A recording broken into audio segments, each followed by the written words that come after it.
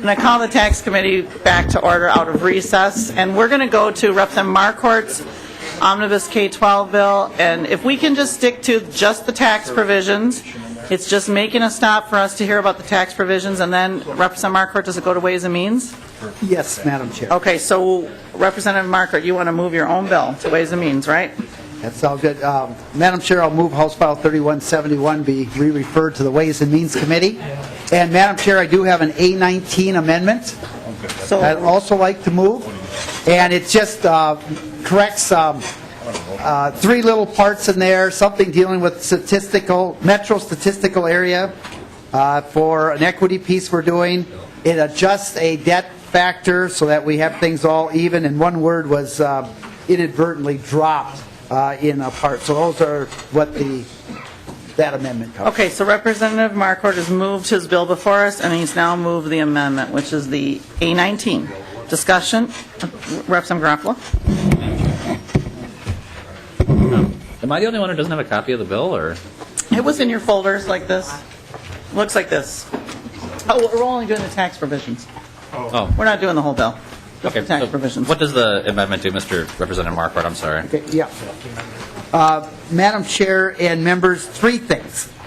There is a provision in the bill, Representative Zerwas, Representative Fitzsimmons, that we changed the definition, basically a 7-county metro area to 11-county metro area, and Representative Gavel, you'd understand this for the equity piece. Yep. And so we just clarify that. And then to offset the $6.89 million in levies, we changed the number on debt service equalization, raised that to offset that, so that number goes from 4,300 to 4,970. And then the word alternative was missing before the term compensation revenue. So it's very minor things. Just that's Representative Gavel. Thank you, Madam Chair. Representative Marquardt, so the 4,300, is that the equalizing factor? yes, on the first tier. And so by bumping it up, I got it right, you're making it more generous? Correct, and I'll explain. Yes, Gotcha. that's Thank you. correct. Okay, so on the A19, all those in favor say aye. Aye. Opposed say nay. The A19 is adopted. Representative Marquardt. Thank you very much. The levy target for our committee was 0. And so leadership demanded that. The tax chair kept a close eye on that. And that's what we have here in the bill is a 0 levy target. So what we have is we have four small levies in the bill. One is on an equity piece that I just mentioned, Representative Zerwas. One is raising the safe school levies by $5. Another one is a building lease levy for the Rosemount Apple Valley Egan School District. And the final one, and Representative David, you've talked to me, and I know you're a strong supporter of this, has to do with Moose Lake and Rushford Peterson school districts and that disaster, where we've done some things to make it easier for them to go out and get a bond issue approved. And if we're assuming they do that, and so that would increase between those schools levies by about $2.88 million. So to offset that total of $6.89 million on the debt service equalization, which Representative Gavel was referring to, we raised the first tier equalization factor up to 4,970 and the second tier to 8,000. So, Madam Chair, those small levy adjustments, and then one to make sure it all equals 0 at the end. Okay, so we've got it. Questions on the bill? Representative Gavel. Thank you, Madam Chair. Representative Marquardt, you mentioned that there's a 0 levy target on this bill. Does that 0 target include the property tax increases that were in the additional levy authority that was in the first tax bill we passed this year? Madam Chair, Representative Gavel, no, it does not. Okay. And Madam Chair, Representative Marquardt, do you recall what that levy number was? I do. I think the latest I saw, Madam Chair, was the aid was $20 million and the levy was about $23 million. Okay. Thank you. Representative Davids. Madam Chair and Representative Marquardt, thank you. Anyone else? Questions for the author? I don't think we're really taking public testimony on this. I mean, if someone's dying to, this is really just to hear the tax provisions that are in the K-12 Omnibus bill. And it's had full hearings in Chair Marquardt's committee. Okay, if not, we're just going to vote it off to Ways and Means. All those in favor say aye. Aye. Opposed say nay. The bill is passed, and you're off to Ways and Means. Thank you, Representative Thank you, Madam Marquardt. Chair and members. And while we're still having people come over, if we could, I would like to go to get the Atkins bill dealt with. That's House File 2463. So I'm going to move to take it, to put it back before us and send it to the General Register. And I'll just recall for members, this was the bill that we had. We had a public hearing on it. In fact, Chair Davids chaired that hearing. And we didn't have possession, so now we actually have possession. And my motion then is to take House File 2463 and send it to the General Register. So, any questions on that? Okay, if Madam not, Chair? Representative Anderson, yes, please. Okay.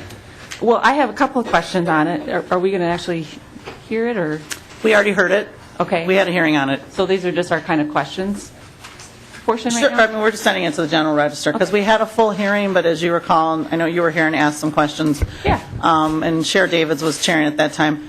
We didn't have possession, so we would have moved it that day, but now we actually formally have possession, so it's to move it along. So Representative Anderson. Thank you, Madam Chair. You know, there's several questions that I have with the bill. I wish that the author was here, because there's just some mechanics of the bill itself and how it would work. We got a fiscal note on it, and the issue that, as I understand it, and perhaps Ms. Templin can speak to this, the Department of Revenue says that they are not going to be sharing any of the IRS documents. They're actually prohibited by law in doing so. So the bill itself is, you can't implement it. It doesn't work. And so I'm wondering why we're even moving this bill forward, because it can't be implemented given the laws that we have currently in place. So I don't know. I would recommend that we not move it forward, and if I need to make a motion to that effect, I will, because I think we need to study this issue a little bit more clearly. And if the author was here, he could maybe answer some of these questions. But from the information that I've gotten so far, this can't be done. So I don't know if anybody, he isn't here, and I didn't ask that he be here because we already had a hearing on it, and it's just to, now that we have the possession, to move it along. But if there's someone in the tax, nonpartisan area who wants to, or Ms. Templin, I don't know if she's here, wants to comment on that, I don't know any, I honestly don't know anything about that. She's here.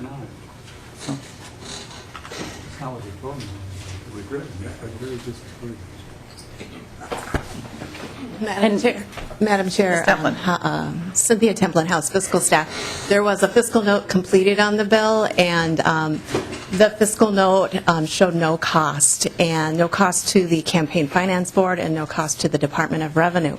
I did have a conversation with Jenny Starr about the fiscal note, and I don't want to speak for her, but the Department of Revenue showed zero cost because there would be no additional administrative burden on the agency. They, in conversations with Ms. Starr, she said that there is no change to the disclosure laws for that bill, so that the Department of Revenue would not be able to share any return information with the Campaign Finance Board. Representative Anderson. Madam Chair, and I apologize, Ms. Templin, for putting you on the spot. I should have asked for Ms. Starr to actually come forward to speak to that piece. But I do have another piece, too, of concern with this and whether it can truly be implemented. And I'm wondering if Ms. Starr is not here, I'd like to go to that question as well. Ms. Starr, are you here? I do not see her. Or anyone from the Department of Revenue. Great, Mr. Cummings is here. Representative Anderson. Thank you, Madam Chair. Mr. Cummings, have you gotten any feedback from Ms. Starr or the other folks from the Department of Revenue on how this would be implemented given the current prohibition on disclosing this information? Mr. Cummings. Madam Chair, Representative Anderson, I do not know. I don't have the answer to that question, and I can go back. I know that Ms. Starr has been looking into this, and she has been trying to determine the impact. And as drafted, this would not have an impact, a fiscal impact on the Department of Revenue. So this is not anything that would be impacted. If there were changes to other statutes, there may be, but as written, this would have no department impact. But in terms of the kind of more in-depth analysis, I don't. But as written, this would not impact it. Representative Anderson. Thank you, Madam Chair. With that and having that out there, I think that that's problematic. I'd like to hear from Ms. Starr to get an opinion from the Department of Revenue on truly whether this could be implemented or not. Given the disclosure laws that we have in place, I don't think that we can. But then I also had a question for Mr. Michaels. In this, how would this language apply to C Corporation? Mr. Mike.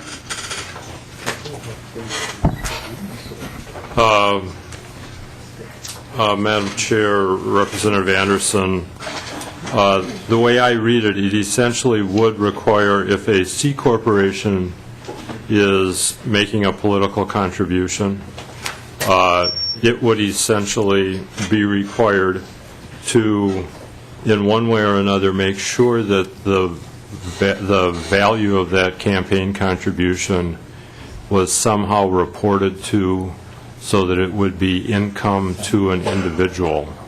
So, for example, that could happen because it was imputed wages to an employee of the corporation, or that it was a dividend or distribution to a shareholder of the corporation. Because essentially, if you read the language of the bill, that's essentially what it says on line, for example, the same language is repeated twice in both sections of the bill, but if you look on like line 1.12 through 1.14, it says that the income to be required to report it as income on an individual income tax return. Representative Anderson. Madam Chair, so, this bill you couldn't apply it to a C corporation because they're not reporting it as individual income tax return. So there's 2 points where this bill cannot be implemented. So if we want to go ahead and push this thing through, I predict that in 2014 we'll be coming back to undo this because it doesn't work. This is not a feasible bill. It doesn't work. Well, and, I guess I'll just say, my intent is to go ahead and we'll take the vote to see if it's going to go to the general register. If it's, I hope people will work with Representative Atkins if they have issues with it. You're right, if it doesn't work, it just won't work. And then I guess folks who don't like the bill will be happy because it didn't work anyhow. But, I don't know that, and I would want to learn more about that. But this really, we had the hearing on this, and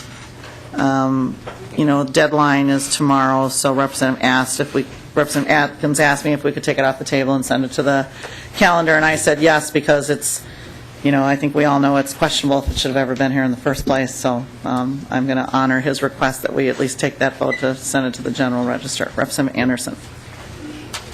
Well, Madam Chair, in that case, I would ask for a roll call, I think, on this one.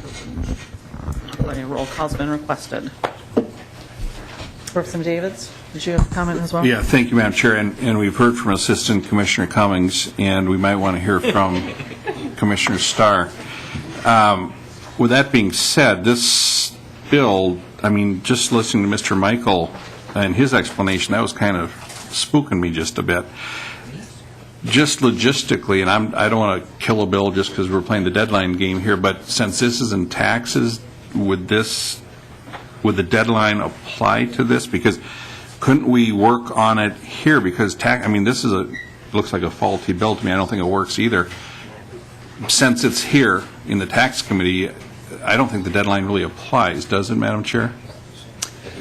I think if we put it in the omnibus tax bill, it would stay alive, but I was not planning to do that. Well, Madam Chair. If I thought it should be there, it'd be in there. All right. Madam Chair, Davids. thank you, Madam Chair. But since it's in the committee, it lives. Things live in the tax committee. I don't know about that. 'Cause if this shouldn't have come here, because I honestly am not sure it ever should have come here, but it did, and we had a hearing, and now we have it.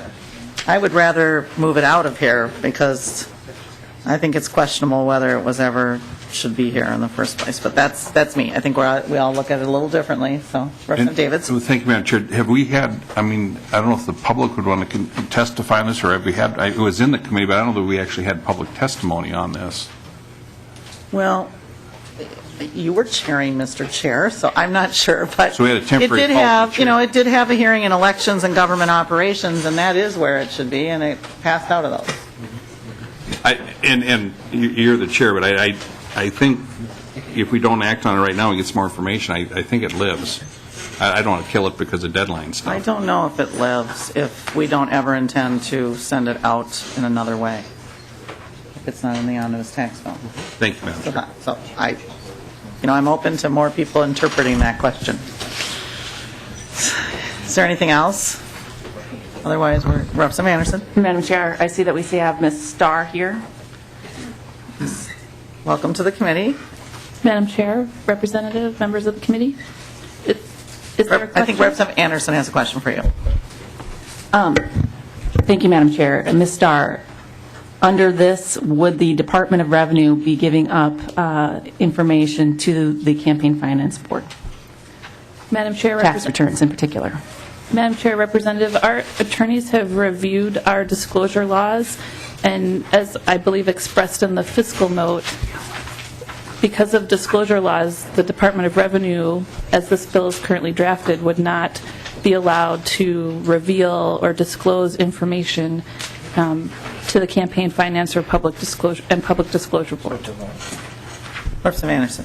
Thank you, Madam Chair, and thank you, Ms. Starr. That basically nullifies this entire bill, because as you have on this bill, it says on line 1.12, it says, as income on individual income tax returns, that only the funds that have been reported or will be required to be reported as income on individual income tax returns. There is no way for the Campaign Finance Board to actually implement this bill. They can't give the information, so the Campaign Finance Board cannot implement this bill. So why would this bill move forward? We would be giving them direction to do something that is completely not possible for them to do. Well, I guess if that's a question for me, I will tell you, this bill, and again, is not a tax bill. It shouldn't be here. I don't think it ever should have come here, but it had a hearing and it's here.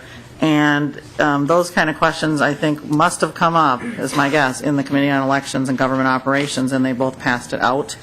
But I think if the will of the body of the whole is on the floor, that it's, as you say, unworkable, or, if they share your belief, Representative Anderson, they'll vote it down if it's ever brought to a vote on the House floor. But in my estimation, it doesn't belong here. And the next step for it to move it along is there's no cost to it, so it doesn't go to Ways and Means, and it's been to the appropriate committee, so it's General Register. So that's still my preference is, we all know plenty of bills make it to the General Register, and they're never brought up after that. So I hear what you're saying, you oppose it, but I really would like to move this along. Other questions? Star or anybody else? Okay, if not, we have a roll call has been requested. Lenczewski? Yes. Loeffler? Davids? No. Anderson? No. Anzels? Yes. Barrett? No. Benson? Yes. Carlson? Yes. Dabney? Yes. Drazkowski? Earhart? Yes. Garofalo? No. Hanson? Yes. Lesh? Liebling? Lilly? Yes. Loon? No. Mack? Marquart? Yes. Myra? No. Paymar? Pepin? Runbeck? No. Schoen? Yes. Simonson? Yes. Slocum? Yes. Sellers?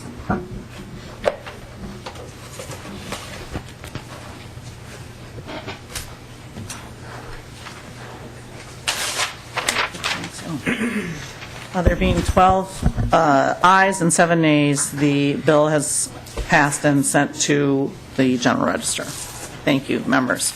So now we're going to go back to the Omnibus tax bill. We've done all the public testimony, so that's back before us, and we can start on amendments. And if it's all right, I'd like to ask the staff to do the author's amendment first. Oh, I guess I have never moved the delete all. So I need to do that. Thank you.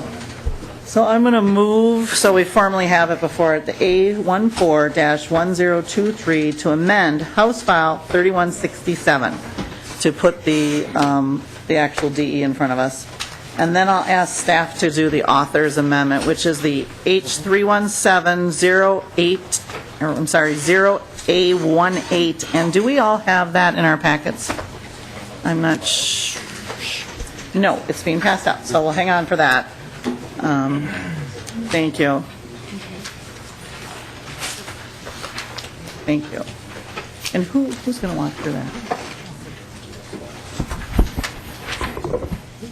So hang on just a second. Don't, yeah, okay.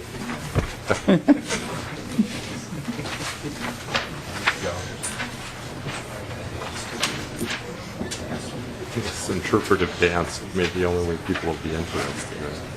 So do I have two amendments, it says? Oh, I don't know if I'm doing that one. So we'll wait on that.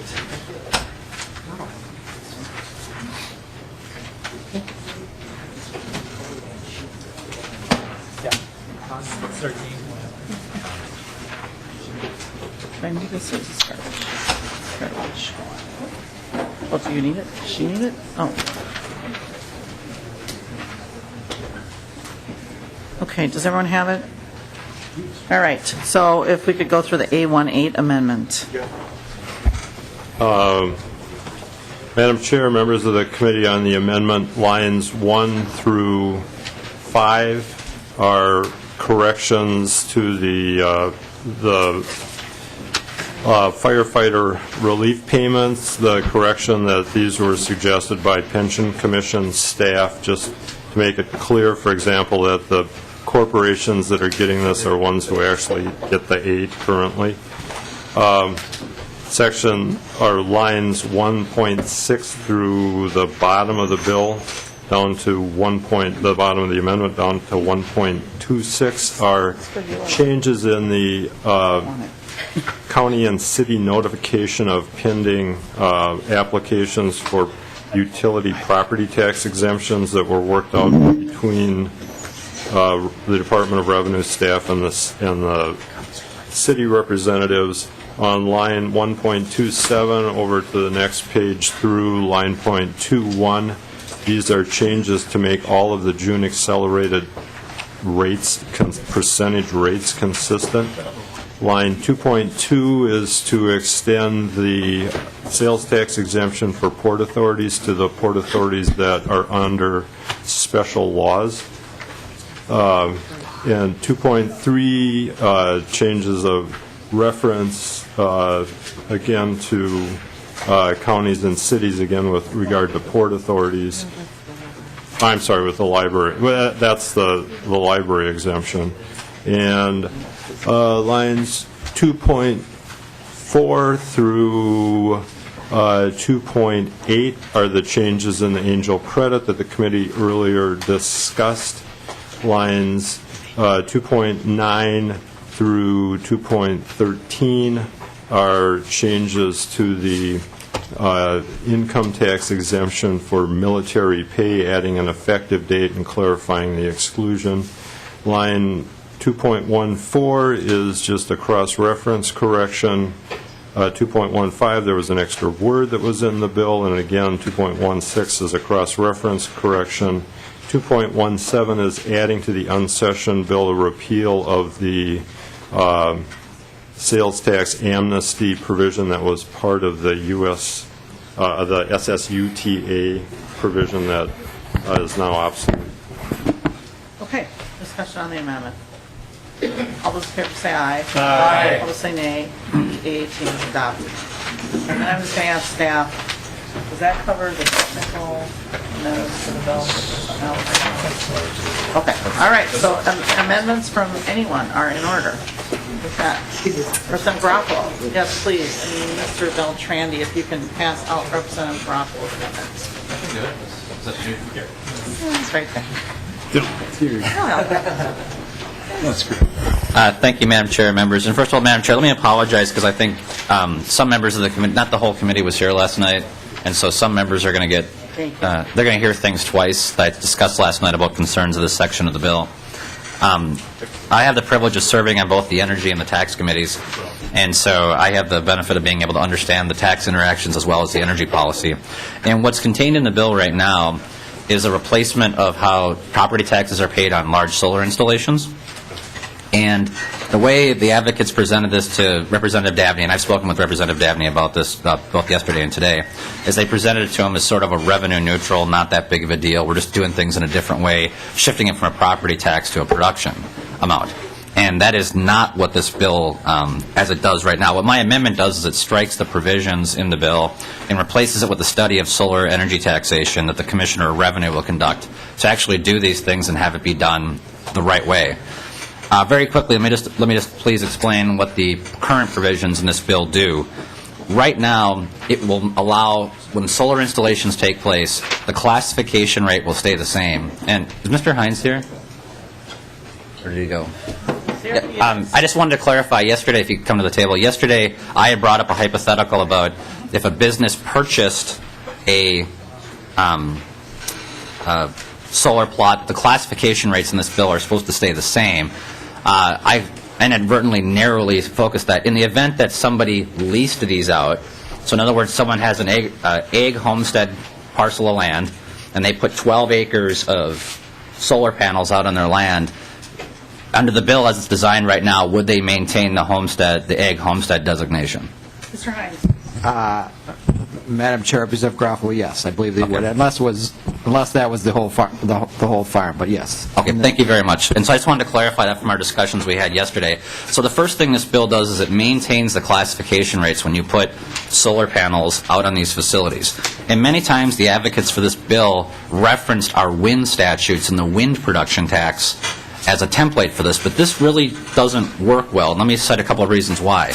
Number one, when you put a windmill in the middle of a farm, you are still able to farm around it. The footprint of that is very small. A 2-megawatt windmill is not going to affect, with the possible exception of irrigation, it's not going to affect the land that much. However, when you put a 2-megawatt solar installation in, that's 12 acres. It is 6 acres for each megawatt of solar that is installed. On the footprint side. So first of all, what this does is it maintains that classification. It's going to be listed as egg, even though it's clearly not egg. And as you heard from nonpartisan staff, in many instances when they lease this, it's going to maintain the preferred egg homestead designation, even though it's not the property is not a homestead, which I'm not aware of anywhere in statute that we do. I've highlighted the difference between wind and solar in terms of the amount of space and their land use. But the third thing is, under current law right now, we only exempt the value of these solar panels. The infrastructure behind it is subject to the personal property tax. This bill strips all of that away, so there is no personal property tax on these items.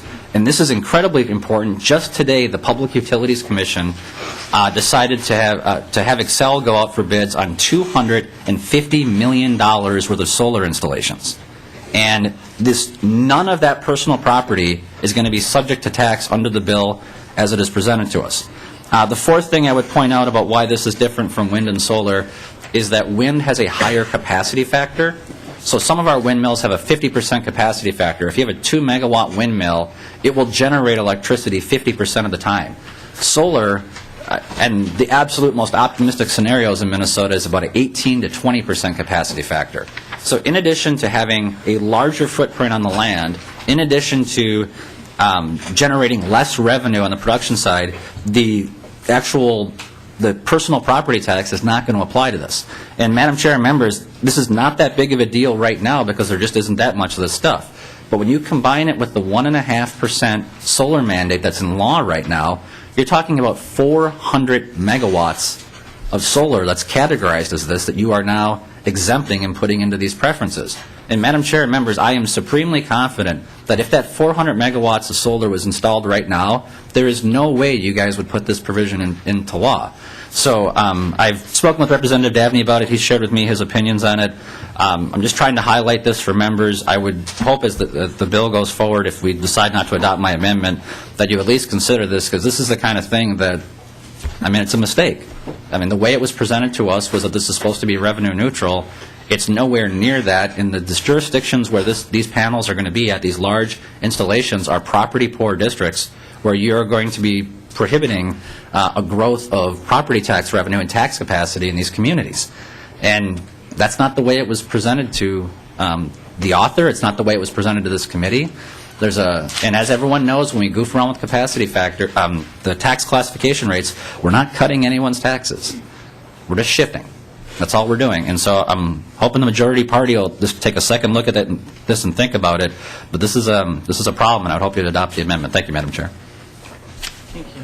Representative Daphne. Thank you, Madam Chair, and thank you, Representative Garofalo, for clearly communicating your concerns yesterday and also coming to me on the floor today. I do appreciate that.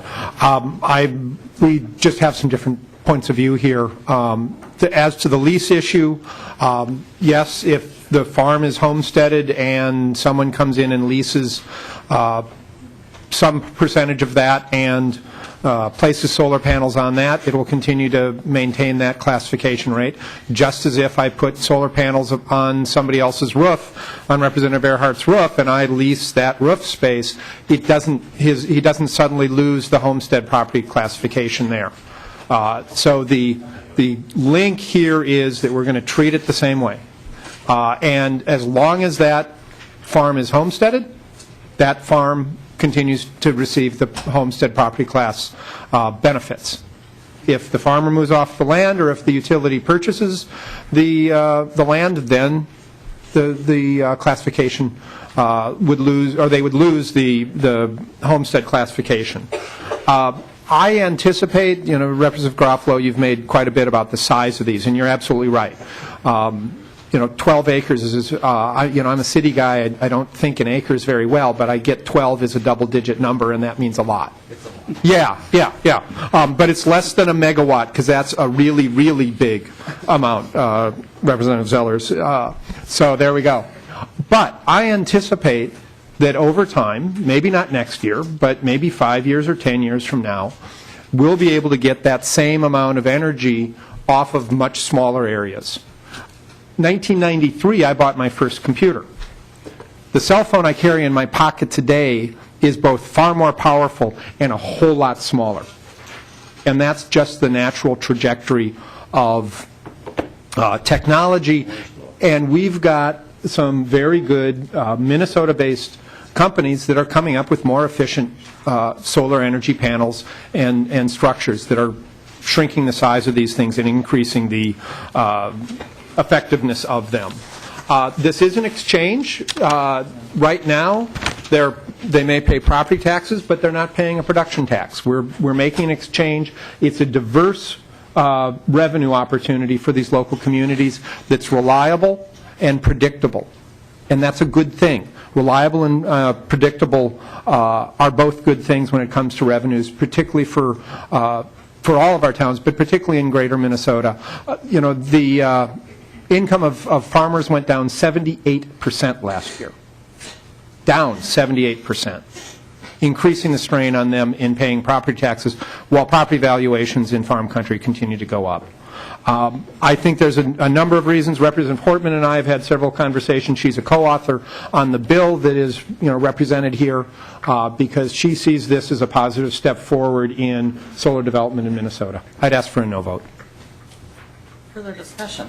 Representative Garofalo. Thank you, and I'll just complete on this. First of all, Representative Dabney, you mentioned that you compared this to roof space, and the difference is that if you or I put solar panels on the roof of our house, we're not changing the use of the house. It's still a home.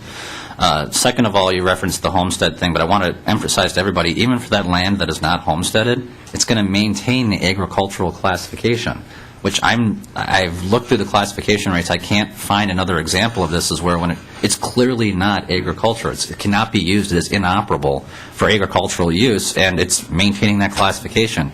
Third and finally is the issue, Representative Dabney, of reliability and predictability. That's the exact opposite of what this bill does. In the event of heavy snowfall, the solar panel value is significantly diminished. In addition, seasonal rates, there's times where the sun is setting at 4:30 in Minnesota, and it's reducing the production. Again, solar has a much lower capacity factor than wind. why this applies to think windmills in Lake Benton, and it's a good model. But if you look at the price that people who own wind energy are getting paid and the amount of the production tax on that, now take a look at the solar side and look at the amount of money they're getting paid. The percentages don't match up. This is not apples and apples. This is not oranges and oranges. And I would just ask people, when they, regardless of the results of this amendment today, to take a closer look at this and watch what it means. I want to emphasize, just today, on one series of projects, the Public Utilities Commission okayed $250 million.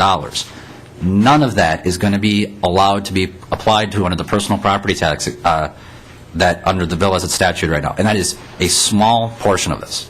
So there's going to be lots more money in this, and it's going to be an unintended shift away. And it really, given the fact that there's $175 million of state subsidies for Made in Minnesota and solar subsidies that we've already passed, that was passed last session, I genuinely do not understand why the majority would do this. So I would just ask for your support, but I recognize the world I live in as well. Thank you, Madam Chair. Further discussion? Okay, we're going to take a vote then. All those in favor of the Garofalo amendment say aye. Aye. Those opposed say nay. No. And Representative Liebling just walked in. The amendment does not prevail. Thank you, Representative Garofalo. Next amendment, we have the David's amendment I have listed. Do you have an amendment? We have two. Okay, I just have David's amendment. You can give us the number. They're good. Okay, they're good? Yeah, it's really good. I'm not sure which one we have There's here. a 04 and a 15 is what we have written down here. I don't know. Mr. Beltrandy.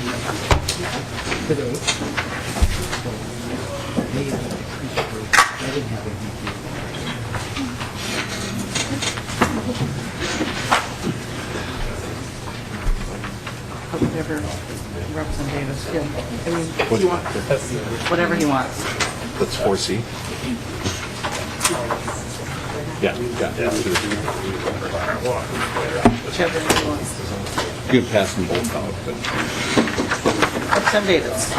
Thank you, Madam Chair. I will move the H3170A15 amendment, but I think it needs to be going to HF number 3167 we're working off of, I believe.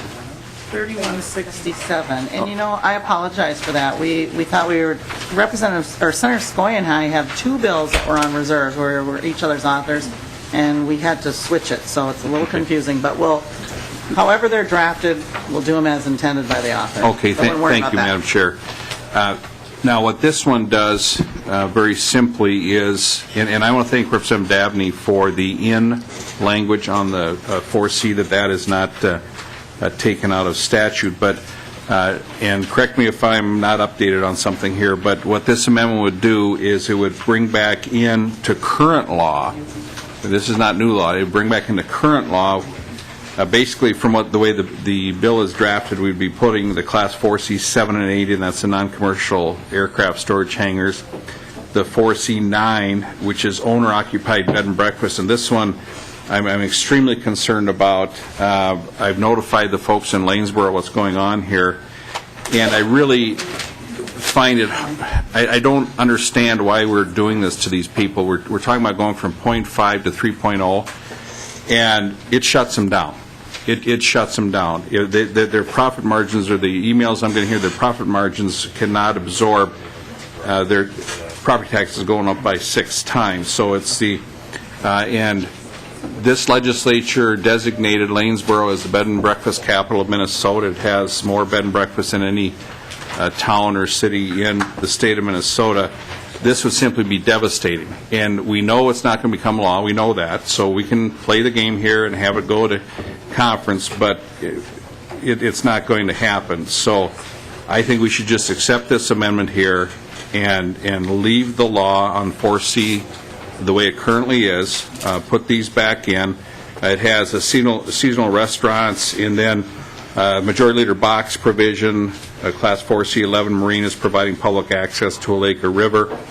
So I think we know this is never going to happen. Let's just clean it up now And I'm not going to ask for a roll call or anything, but I would really appreciate your support. I know I do have some support on the other side of the aisle on this. I hope it's enough. So I would, as I said, I'll move the A15 amendment, Madam Chair. Representative Dabney. Thank you, Madam Chair. Thank you, Representative Davids. I'd oppose the amendment. We have the highest number of property tax classifications in the country. 55 or 56. You've heard me before. I think the nearest competitor is South Dakota, which has about a dozen. It gives us an incredibly complex property tax system that is difficult for people to understand, and I don't blame them. And each one of these classifications means that homeowners pay higher taxes. Some businesses are favored, some are penalized. Some are put in the position of actually having to subsidize their competition. You've got the restaurant on the lake, you've got the more desirable location, you also get a property tax cut, and the restaurant across the street, they're paying higher property taxes and helping to subsidize their competitor directly across the street. These are little used classifications. There's very few properties that qualify, but where they do, they're pushing up the property taxes for everybody else. As Representative Garofalo was talking about on his amendment, it's always about shifts. And I would ask that, Representative Davids, you know that property tax reform is hard. You eliminated the homestead market value credit. That was hard. It was hard on Minnesotans. This is going to be different in that it will result in reduced taxes for the overwhelming number of Minnesotans. It'll help clean up our property tax system, move us forward on some reform coming out of the property tax working group recommendations in baby steps. And I would ask for your opposition to the amendment. Thank you. Well, Madam Chair, thank you, Madam Chair. I don't know if Representative Dabney or maybe staff could help me out here. By wiping out an industry here, which is what we're doing, especially with the bed and breakfast, how much would the average taxpayer save in Minnesota by wiping out this industry? Who would you like to maybe Ms. Dalton or... Ms. Dalton? She doesn't want it. Steve Hines, maybe. Mr. Hines? Mr. Hines, if he could, the question is, by wiping out an industry here, the bed and breakfast industry,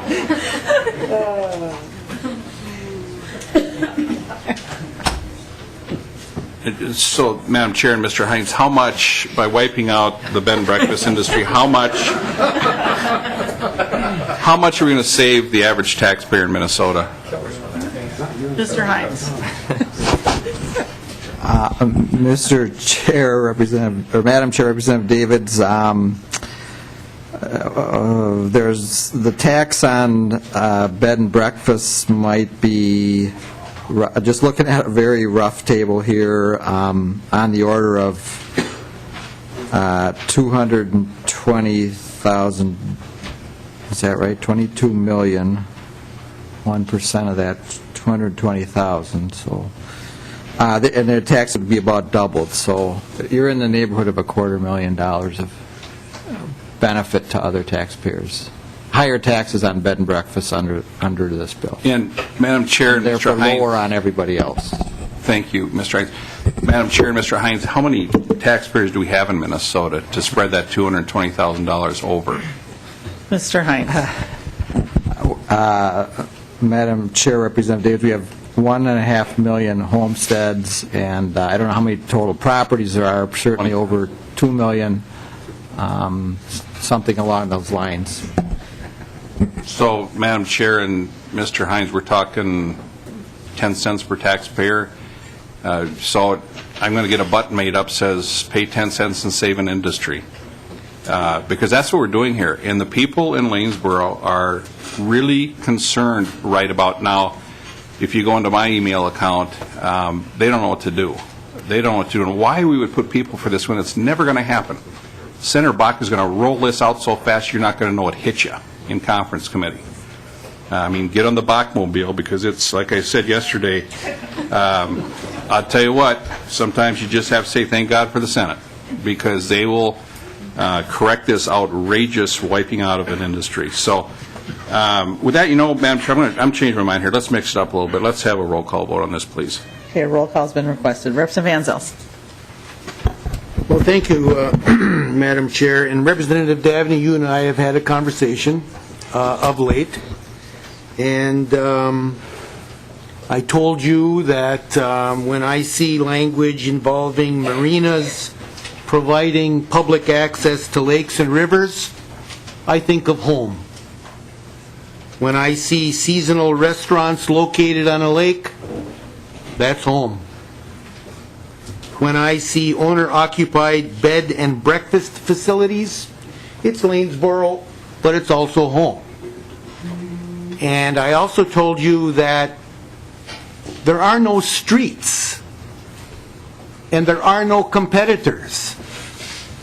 These are businesses in rural, sparsely populated communities on lakes and rivers that are recreational oriented, and it's not worth it. I guess it's worth it to the assessor. We heard the assessor, and from Ramsey County, I might add. And to him, it makes life quite a bit easier. But to real people trying to eke out a living in northern Minnesota on these beautiful lakes and rivers, I think this is a little more important than we might think. So I'm going to be joining Representative Davids in supporting his amendment, and call it parochial if you will, that's what it is, and I'm sure you understand. Representative Earhart. I think you're spreading this, Madam Chair, over the whole state, and I don't think that occurs. It will spread over the local jurisdiction when this comes off. Am I correct? Mr. Hines. Mr. Chair, Representative Earhart, that's correct, certainly the tax, although I guess one issue with a lot of these classifications that are being eliminated under Representative Davney's proposals, right now they pay no state tax, and they would pay a state general tax under if they had to go CI. So then there would be some benefit to CI state property taxpayers statewide, but generally it is locally shared taxes, correct. In other words... Representative Earhart, can you lean into the mic a little bit there? Yeah. Okay. Madam Chair, in other words, Representative Davis has to redo his arithmetic. Probably would be at least 20 cents per person in his local jurisdiction. Thank you. Further discussion on the Davids amendment? Well, thank you, Madam Chair. Representative Davids. If I could, and I just want to be clear, I have not talked to Representative Davney about this. I'm doing this completely behind his back. Okay, Representative Davney. Thank you, Madam Chair. Just to put this in some context for members, I introduced House File 1884. This language was in it on the January pre-session introduction date so that it was out there, so that people in the various industries and property classifications could know about it. And to date, 0 marina owners have contacted me.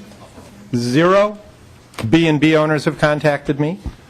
0 restaurant owners have contacted me. I have just today received a letter expressing concern from the Airplane and Pilots Association. I don't have the name right. But there doesn't seem to be concern amongst the industries. None of them have contacted me outside of some concern expressed by the airline pilots. Thank you, Madam Chair. Okay, Representative Davids. Well, thank you, Madam Chair. The reason they haven't contacted Representative Davney is because they've all contacted me, and I've assured them that I'm on the Bachmobile on this one. Further discussion? If not, we're going to call the roll call. Representative Earhart. Well, Madam Chair, I'm wondering if Representative Davis couldn't get some Rochester to share some of their sales tax money to offset whatever it is. Madam Chair. Davids. Madam Chair, I would accept that as a friendly amendment. But Madam Chair, Representative Chair Liebling and I are on quite a few bills together this year, and I didn't want to upset her in any way. Okay, if that's it, we're going to go ahead and call for, everybody okay? Everybody's, okay, no one's on the list. We're going to call the roll. Lenczewski, Yes. Or, I'm sorry, is this the David's amendment? No. Sorry, correction. I'm voting no on the David's amendment. No. Loeffler, Davids, Yes. Anderson, Anzels, Yes. Barrett, Yes. Benson, Carlson, No. Excuse me. No for Benson. No for Krause. Dabney, No. Derived, Yes. Earhart, No. Garofalo, Hanson, No. Lesh, No. Liebling, No. Lilly, No. Loon, Mack, Marquart, No. Myra, Paymar, No. Peppin, Yes. Runbeck, Schoen, Simonson, No. Slocum, No. Zellers, Aye.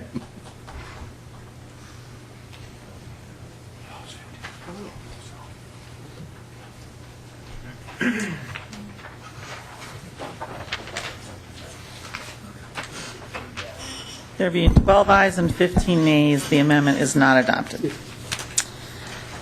Further amendments. Representative Lilly, do you have one? Madam Chair. I got I'm so four. sorry. You have another one. You We can may- take Lily's Representative- first if you'd like. No. I forgot about that. Representative Davids, please. Okay, thank you, Madam Chair. The 04 amendment was brought to me by Representative Anderson P., and I'm going to try and describe it, and if I say something wrong, please correct it. Basically, what happens if someone owes the Department of Revenue and is delinquent on their taxes, if they're a bar, for example, or a restaurant that has a liquor license, they can't buy any alcohol at all if they're on that list, and that's fine. They owe the Department of Revenue. I get it. Now, what this amendment is supposed to say, it says that if they have entered into an agreement with the Department of Revenue and they're making their payments, they can get their name off the posting and resume business. Now, I believe that's what it says. And you know, if they're, one might say, well, you know, they'll do an agreement and then they won't follow through with it. And I want to make sure that if they do not follow through their agreement, that they be put back on, posted, and so that they would not be able to buy liquor and so forth. But for the folks that enter an agreement with the Department of Revenue and honor that agreement, I think they should be able to resume their business and keep it going. This has happened in Representative Anderson P.'s district. It's happened in my district. It's probably happened in everybody's district here. And we're called, and we want to try and get them so they can keep their business open and keep their 20 or 30 employees going. So maybe Ms. Dalton, is this kind of your thing, or who does this? Ms. Dalton, please. Madam Chair, Representative Davids and members of the committee, Representative Davids explained it fairly well. It does exactly what he said it does. If they have a written agreement and they continue to make the payments under the written agreement on a timely fashion, then they do not get onto this list where they are prohibited from making purchases of liquor, essentially. However, if they miss a payment, then they immediately go back on the list. Okay, discussion. Don't know anything about this. Somebody must have thought about this. Representative Loeffler and then Anderson. Well, thank you, Madam Chair. This is a new area of our policies, and I'm just wondering if we're setting a precedent for other places where people are late in paying their taxes, or if this is consistent with other penalty provisions we have for other types of businesses. The only business mentioned was one with an alcohol license, but how does this affect, we have all kinds of licensed businesses, and how does that fit with how we handle other things? Ms. Dalton? Madam Chair, Representative Liebling, and I may defer to Joel Michael on this, but my understanding is this is a unique penalty that only applies kind of in this situation. If you are a restaurant or a bar owner and you become delinquent on paying your taxes, you're no longer allowed to buy liquor. That's interesting. Representative Anderson.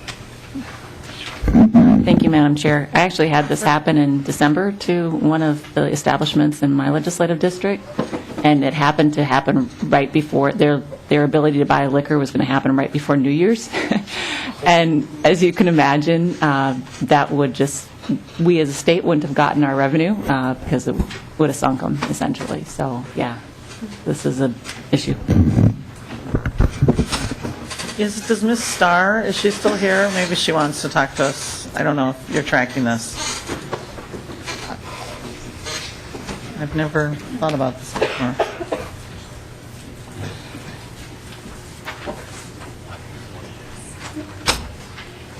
Ms. Starr, welcome to the committee.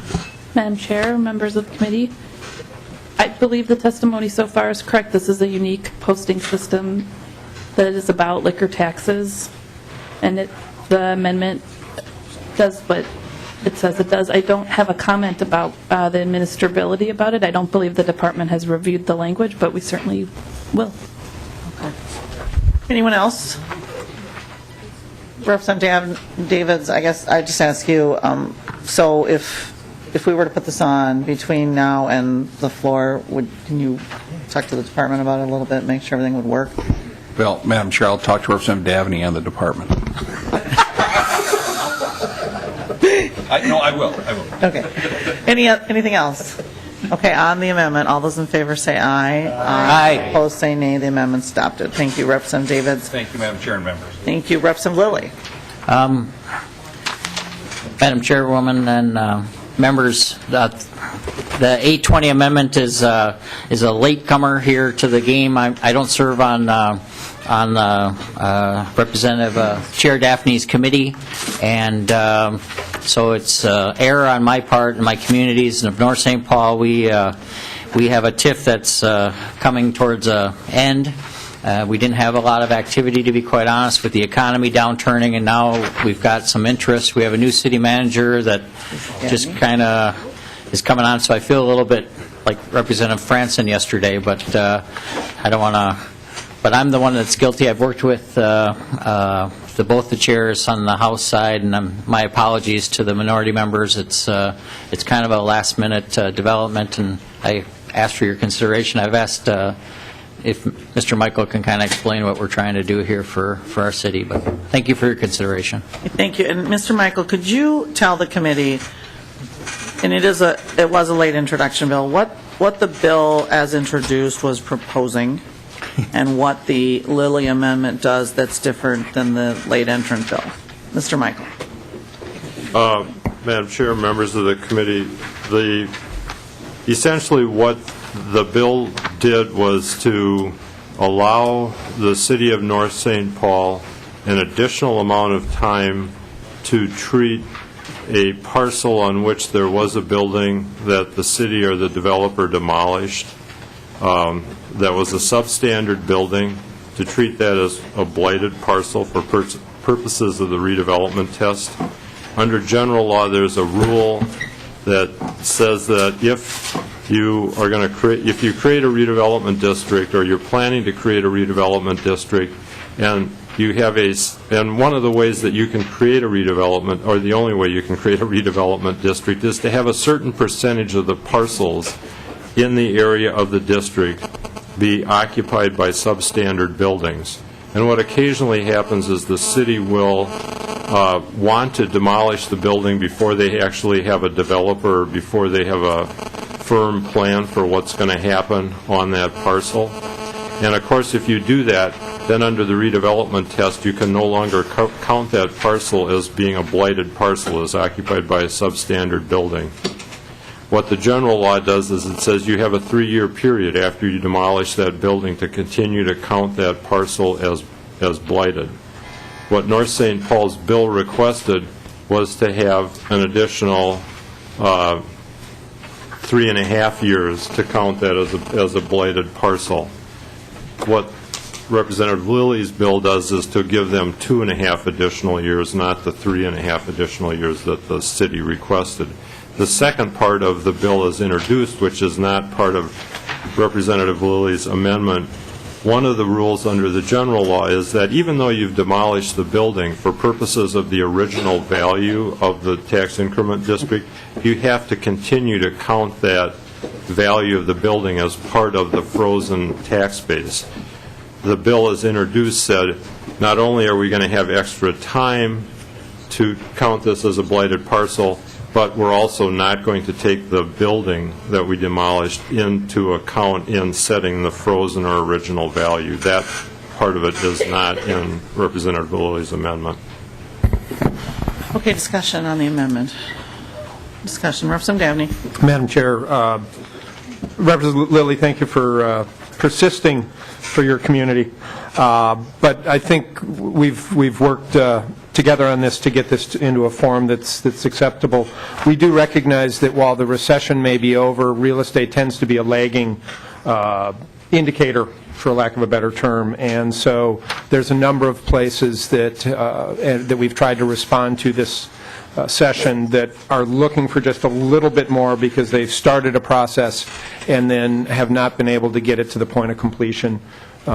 Here, North St. Paul is one of those, and we can do this, I think. So, thank you. Further discussion. On the A20 then, all those in favor say aye. Aye. Opposed say nay. The amendment's adopted. Further amendments? Thank you. Are there further amendments? Madam Chair. Representative Anderson? And I'm aware of one from Representative Dabney and one from Simonson and Lesh. And that's, and Earhart has one too, so I don't have these. And Barrett as well.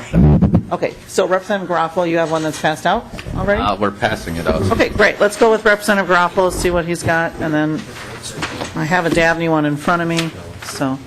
And Representative Lesh, yes, we know you have another committee, and we can even offer people's amendments if they can't be here. We know people are voting in other places.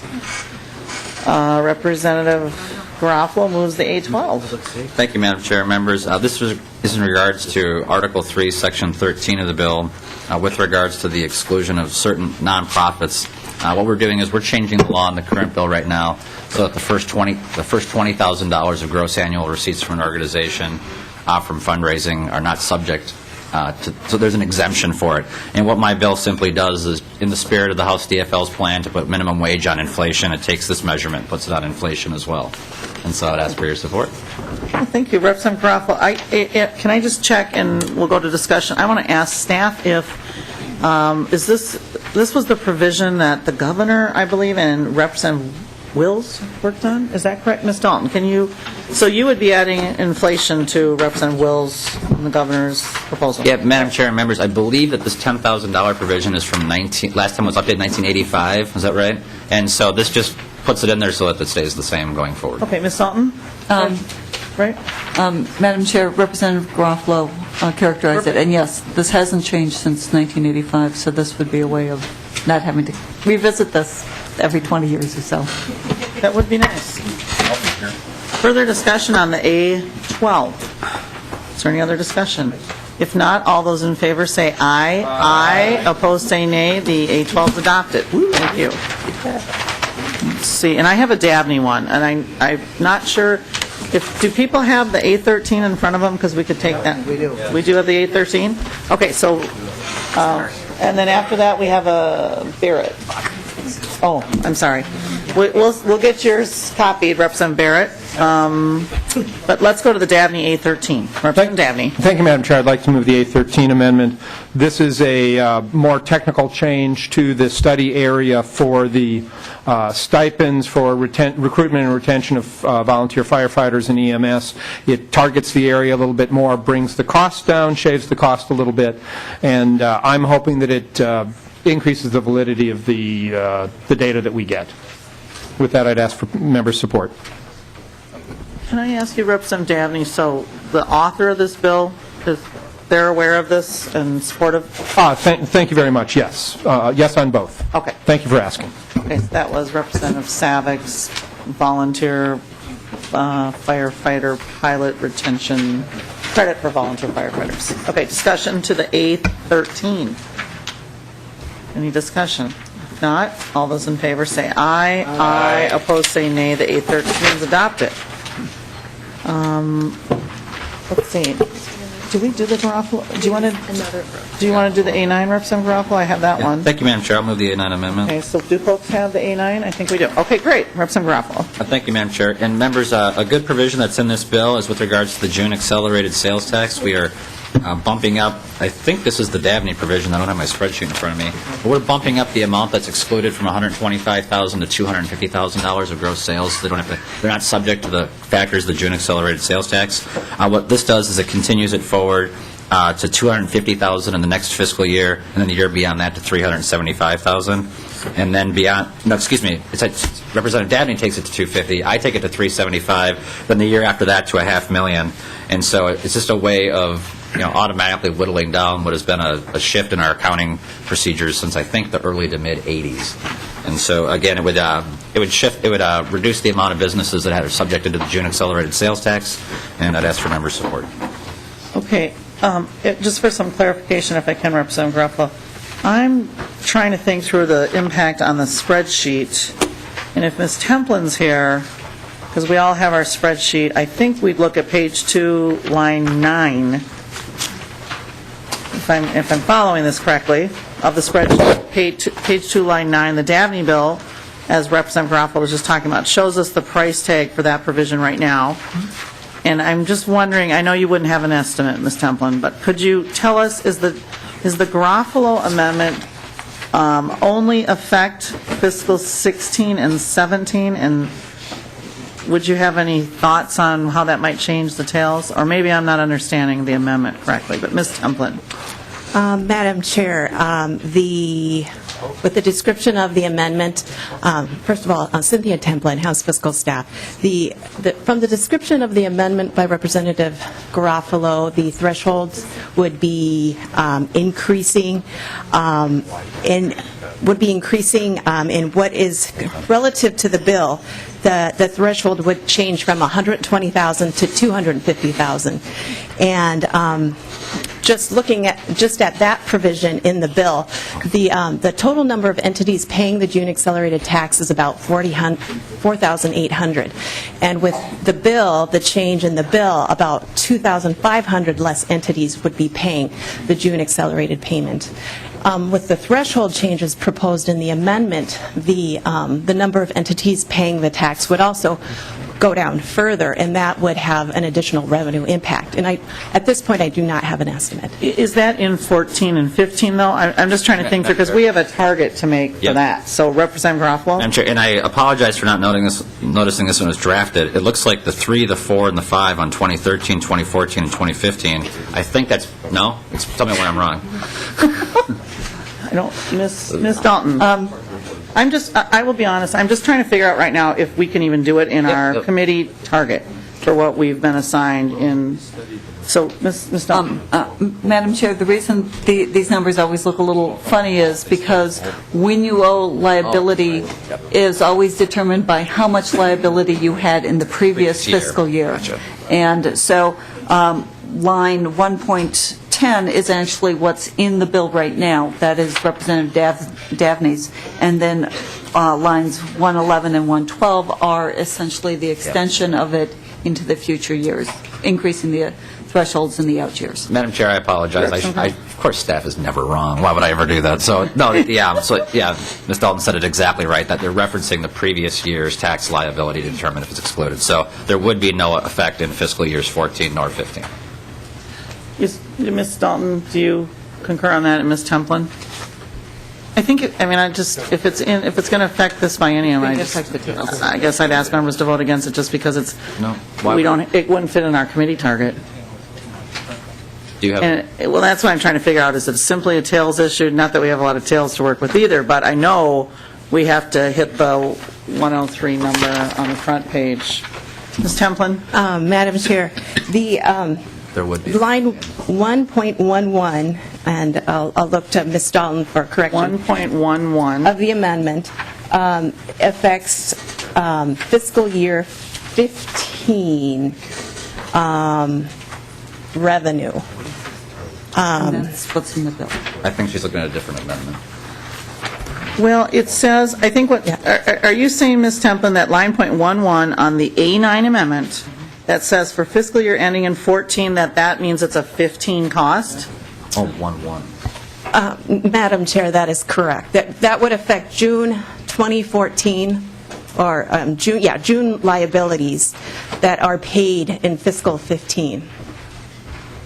So what would happen, Madam Chair, is that, so for those who have to make a June accelerated sales tax at the end of May in 2015, it would actually cause a loss of revenue for the state of Minnesota on a one-time basis because those revenues would be forwarded into fiscal year 16. So I was wrong, that it would have an impact on this biennium. So, yeah.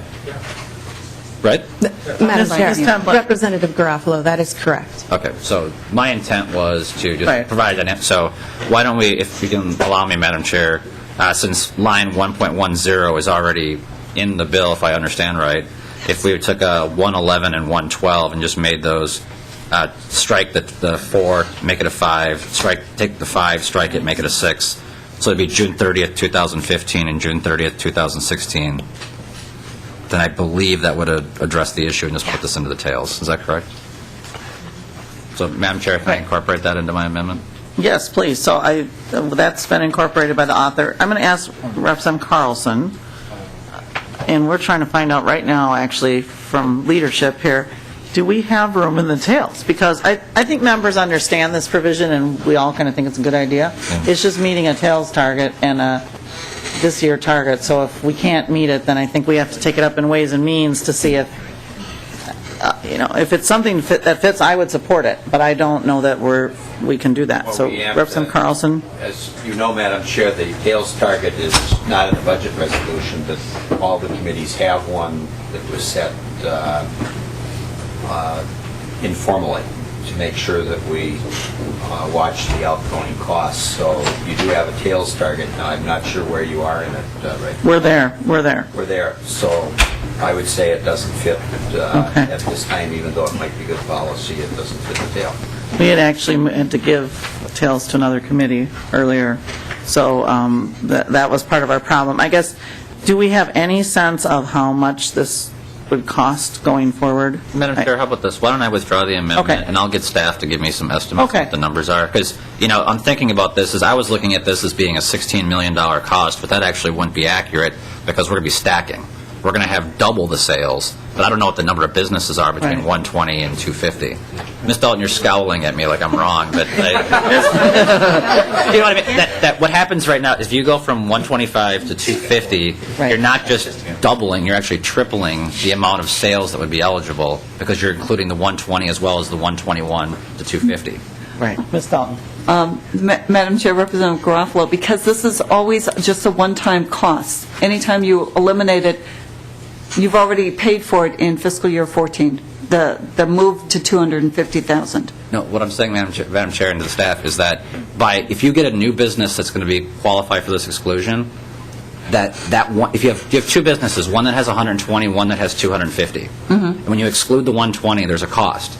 Well, if you exclude a 250 business, you have twice the cost because you're excluding a larger amount of sales taxes. Ms. Dalton.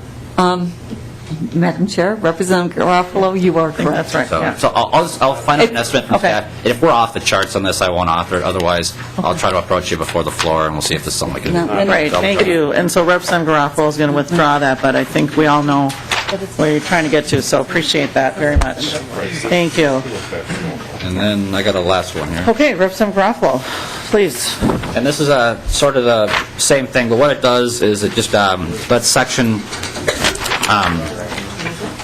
right now in 16A.152, we have items that are automatically paid back. And what this does is it temporarily just puts the June accelerated sales tax at the top of that list so that it can be automatically paid back. Once it's paid back, the intent is that it would be deleted from that section. And so, again, this is just something that's been on the books since the 80s. It's never going to be a higher priority than other items, but if we just put it in there temporarily now that we have the budget reserve higher, the cash flow higher, the K-12 shift at 90%. I think the airport's fund. I think we funded that. This is just a way to put that in there and make that a priority. So that was the intent of the A3 Okay, so Representative Garofalo moves the A3, and I'm going to ask Representative Carlson to talk about this a little, too. I mean, I'll just tell you, initially thinking it seems that this is the work of the Ways and Means Committee to me to structure what gets paid in what order in the reserves. But, Representative Garofalo, you are highlighting what, is a good reminder, is there are still shifts and gimmicks left yet in the state budget. Many of them have been filled back in now, but this one still is there, and it's, we don't like doing this to Minnesota businesses, but I do think the Ways and Means Committee probably has a say in how we would stack the priorities as it relates to the budget reserve and the cash flow account. Representative Carlson, thoughts? Well, Madam Chair, that's been the history of the budget reserve. I wouldn't have much to add to what you just did, but that's the work of the Ways and Means Committee generally. So unfortunately, I'm going to encourage people to vote no, but I heard give it... Representative Carlson said, put the amendment on and he'll take care of it in Ways and Means. That's what I heard. It's not, no? No? Okay. Madam Chair, you wouldn't believe the number of conversations just like that I've had the last couple of years in the budget already. Okay, well, Madam Chair, I'll withdraw the amendment then. Okay, thank you, Representative Garofalo. Representative Garofalo withdraws the A3. I have a Representative Barrett's A1, if he's ready for that. Representative Barrett. Thank you, Madam Chair. I'd like to move the A1 amendment. Representative Barrett, how did you get the A1?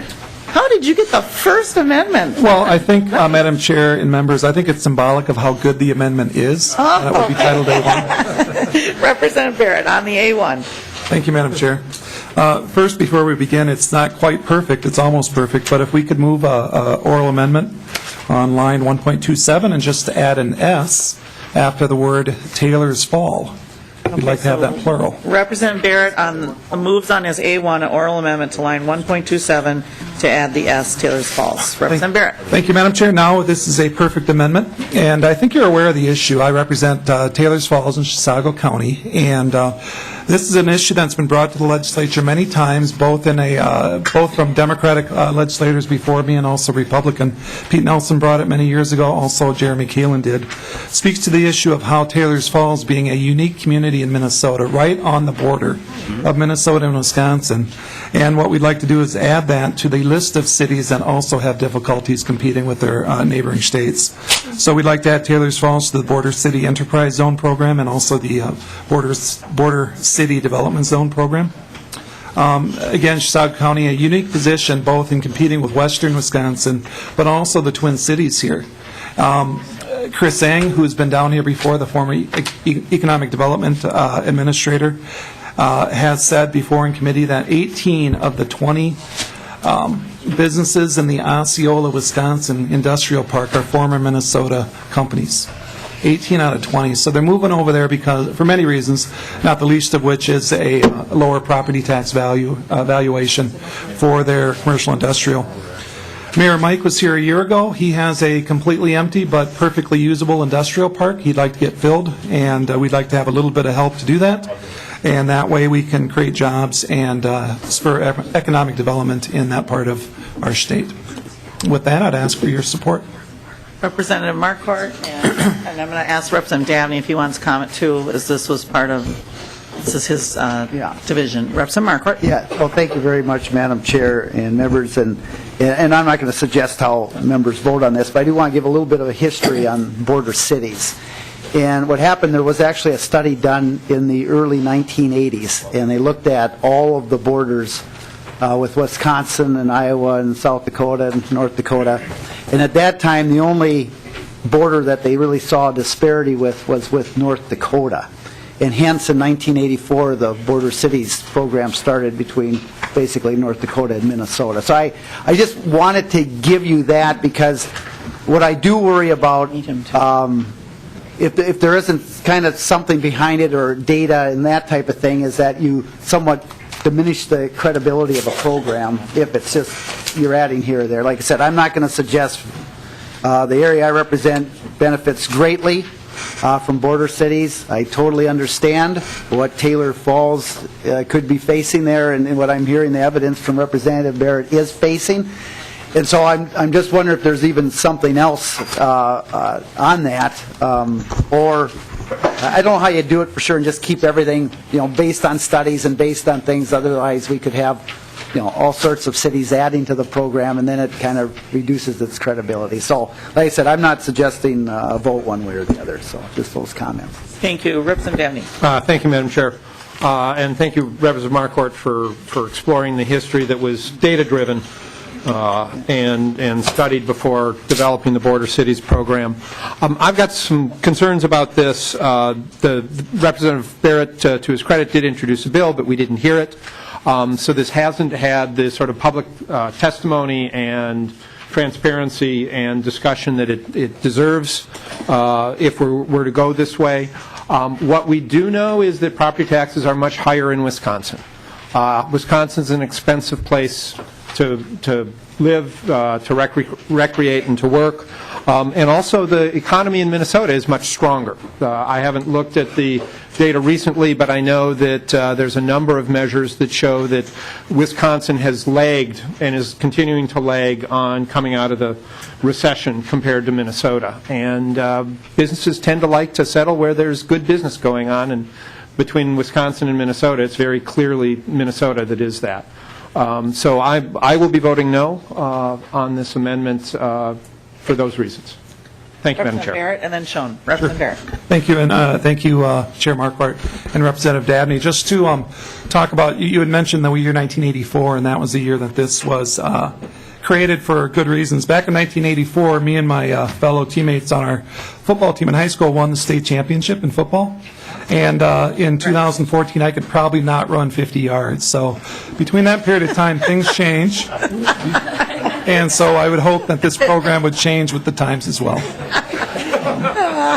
With that, I'll probably stop while I'm ahead and encourage a yes vote. Representative Schoen. Madam Chair, can someone tell me, does this exist on the Wisconsin-Minnesota border at all right now then, this program? No, it does not. No. Mr. Hines, you want to? Mr. Michael. Madam Chair, Representative Schoen, no, there are no border city zones along the Wisconsin border. Laverne received a temporary designation, and originally, when the original border city enterprise zone was created, then Commissioner of, I think what was called Trade and Economic Development, who is the current governor of the state, actually designated Duluth as qualifying for that program for 1 year. And they received the lion's share of the money because of their population, and the legislature corrected that in the next year. Madam Chair, I almost am sorry I opened up that discussion. Representative Schoen. University, Mr. Michael again. Well, I think it's probably wise to explore the idea in the future. It probably doesn't work today then. Representative Barrett. Sure. Thank you, Madam Chair. Well, just for the record, we beat Laverne in football the year we won the state championship, 20-0. Mr. Representative Schoen, you could be the first. You could help us be the first on our side of the state to do this. Madam Chair and Representative Barrett, I'm pretty close to Wisconsin as well, and I look at I don't want to probably play my hand on how I feel about us building that bridge into Wisconsin as well, and what that might do to our economy in Washington County as well, or what it could do for us in a positive. I'm still not sure, and I think that in the future we may have some need to review this as a whole, and I think that maybe this is a program that we should discuss next year as well. Thank you. Representative Earhart. Madam Chair, as I remember the Wisconsin system property tax, we protect our homeowners in Minnesota to a much greater degree, and they mix, and so they mix their classes, if they even have them, in one category. So that means that your homeowners pay more and the businesses pay less. We look at piece by piece. So when you say they're high, they are high in more ways than one. But the homeowner, I think, gets protection in Minnesota by our classification system that we don't have in Wisconsin, unless they've changed it, but I don't think so. Thank you. Ms. Dalton. He's looking for someone to confirm that. Mr. Michael?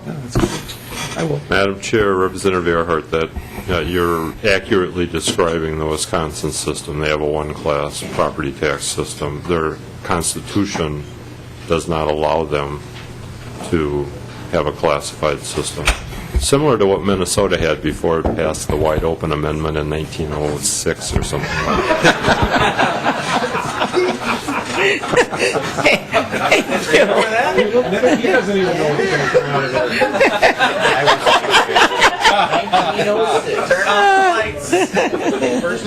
it. There you go. Further discussion, Representative Barrett, on the A1. Sure. Thank you, Madam Chair. I'll just be brief.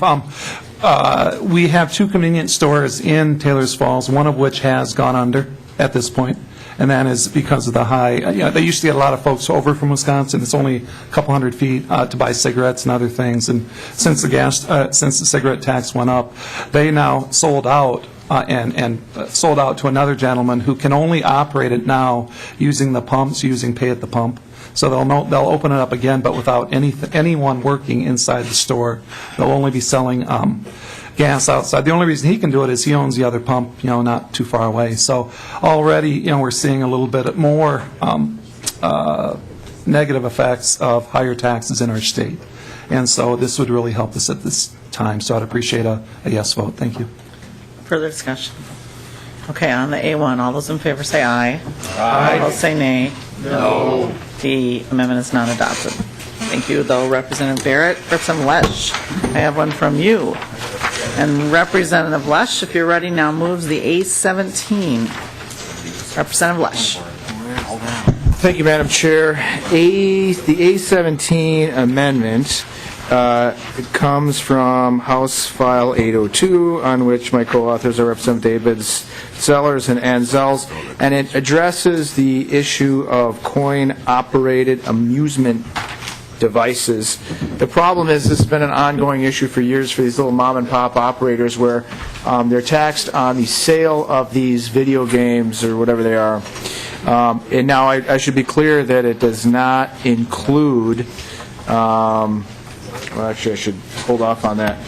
They're taxed on the sale of these, and then they're taxed on the revenue that comes out of the machine, too, when you put your quarters in, which I guess is a lot more than a quarter now.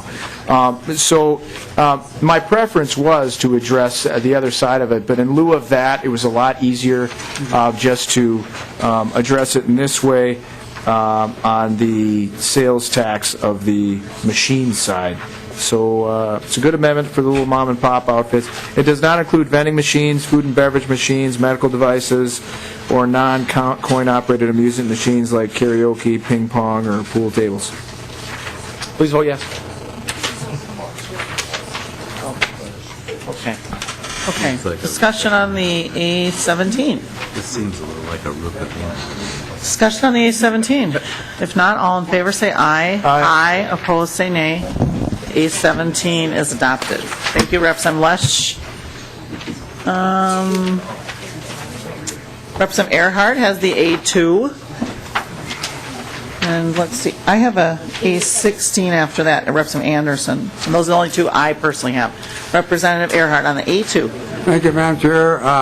When the goods and service purchased by local government were excluded from taxation, there were certain items that were not excluded because they were competing with private business, and so they were left to be taxed so they wouldn't put a drag on private business.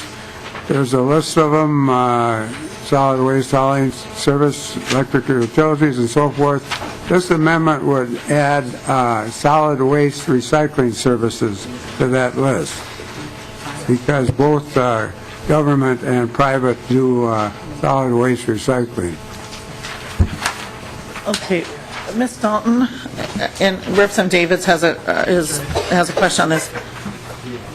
Listening to the testimony today, so we have, I think I sense where you're going here, but we've had, the private folks say, we don't want to be disadvantaged if someone gets a sales tax exemption, we don't.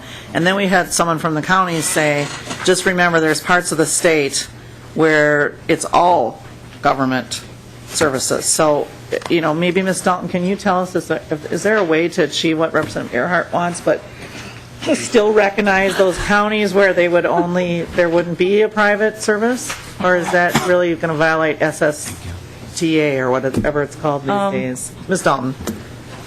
Madam Chair, members of the committee, I am actually going to have to think about that one for a while. I mean, there isn't an obvious example. I mean, and the original list was really aimed at things where it was very clear that these are things that were generally provided by the private sector, golf courses and laundromats and cafes and things like that, that normally local governments do not provide. Liquor stores. The solid waste hauling is one that does get provided sometimes by the public sector, sometimes by the private sector, sometimes the public sector contracts with the private sector for it.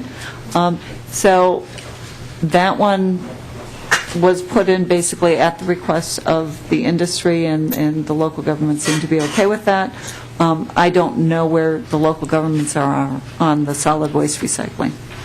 Okay, Representative Earhart, then Davids. Representative Earhart? I have someone who could testify to this. We weren't really letting people testify, Representative Earhart. Well, let me ask. Does the committee want to? I mean, we haven't been doing that. I think we all heard the testimony on that issue twice. Well, I heard it in division, and I heard it in full today. Representative Davids, as we think about that, hang on, Representative Earhart. Representative Davids. Well, thank you, Madam Chair, and I support the A2 amendment, and if there's some problem, I don't want to mess with SSTA if that's the case, and I think Ms. Dalton will research that as this goes along the way, but I would hope we could put this amendment, the Earhart amendment, on today. I think this would be very helpful. Okay, and Representative Davids, I'm kind of thinking the same thing. I mean, we certainly have the ability to dial it back for the situations where there are no private competitors. And if Ms. Dalton does some homework and tells us that this isn't possible, then I think we would try to take it out in conference, because if it's going to be a problem mechanically, I just don't know what else we'd do. Is there other thoughts on this? Did you get all that, Ms. Dalton? We're thinking we like it if it works, but if it doesn't later and you tell us it doesn't, then we'll change it in conference. How does that sound? Ms. Dalton? Madam Chair, I think that's not the worst idea. There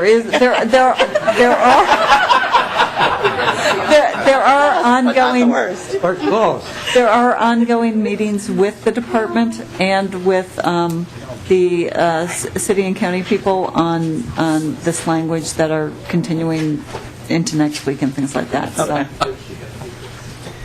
Okay, further discussion on the Earhart A2. If not, we're going to vote. All those in favor say aye. Aye. Opposed say nay. The A2 is adopted. Okay, and I have a Representative Anderson now moves, if she's ready. She has the A16, and then I also have a Representative Loon after that. Yeah, Representative Anderson. Does everyone have the A16? Yep. Okay, good. Thank you. Representative Anderson. Which one? 17? Thank you, Madam Chair.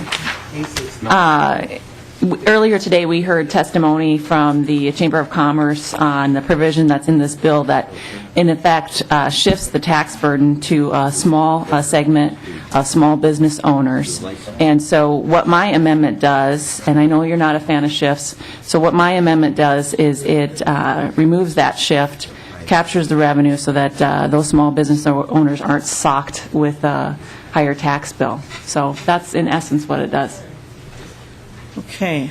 On the A16, Representative Dabney, thoughts? I just asked, well, there are people in other committees, and I believe this was Representative Loeffler's bill that is getting changed here, but maybe not. So Representative Dabney, we're sending for Representative Loeffler, if we can get her out of Health Committee, but maybe you want to comment on the A16. Certainly. Thank you, Madam Chair. If we start from the assumption that this is the Representative Loeffler provision. Which I'm not sure. I'm just saying. But there were staff who were nodding their heads as you were talking, so I'm going with the staff. What Representative Loeffler does is provide a reduction in property taxes to small businesses, lower valued business properties across the state.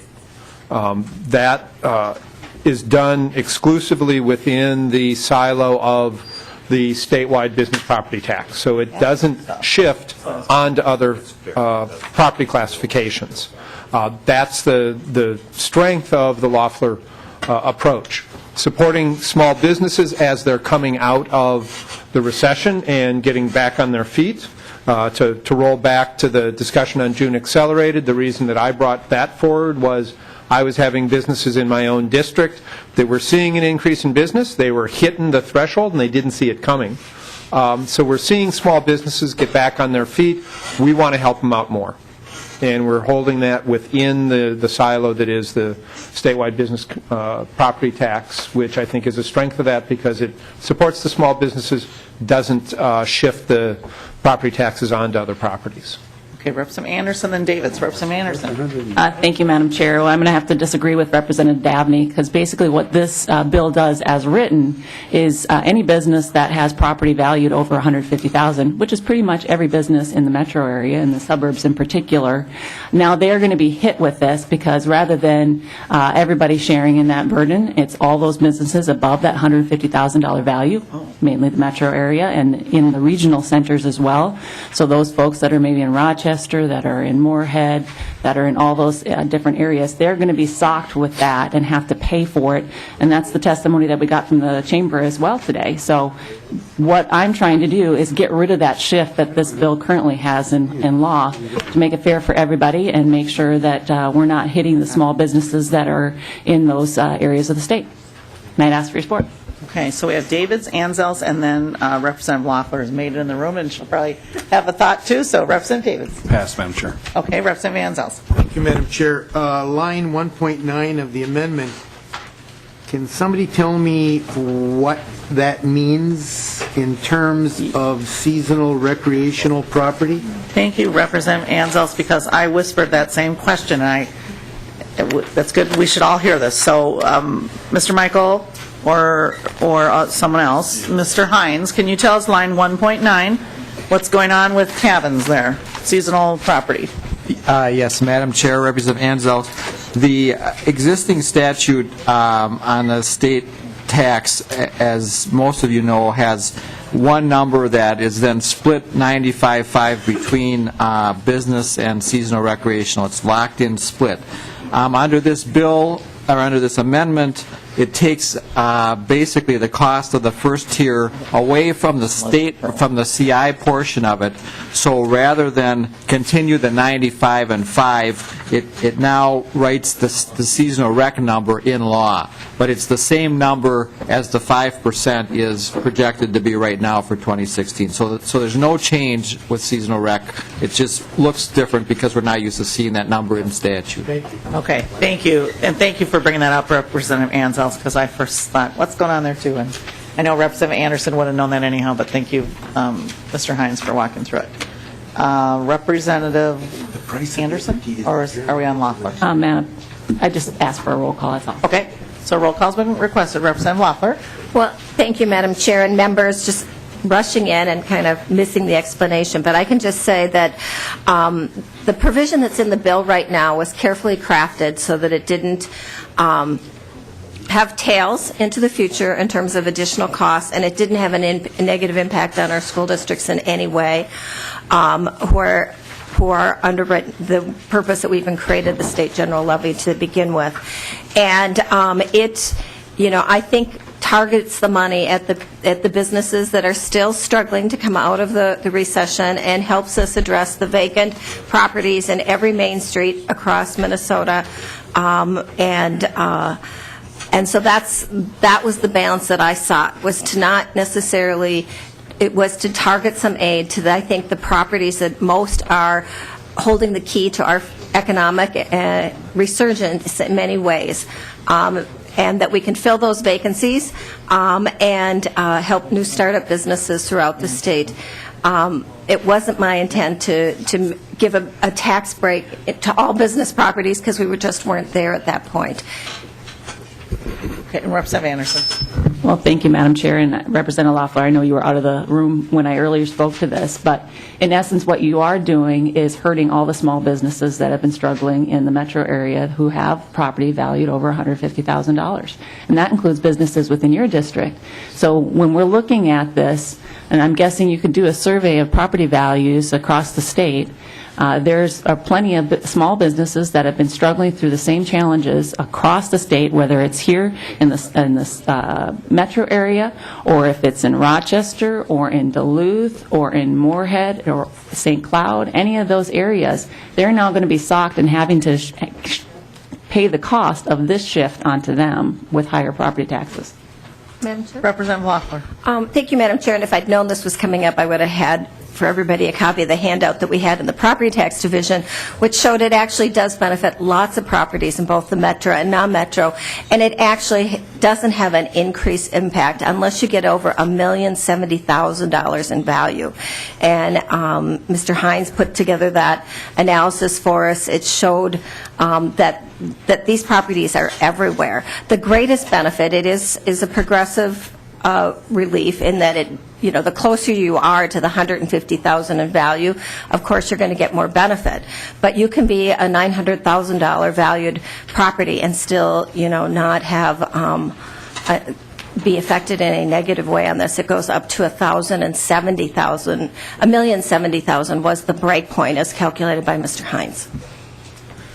Okay, let's see, we have Representative Dabney. I do want to mention to members, as you're thinking about this, that there is a state, it's a cut in the state CI, so it's not going to make our committee's target either, just knowing that we'll have a tails issue. Representative Dabney.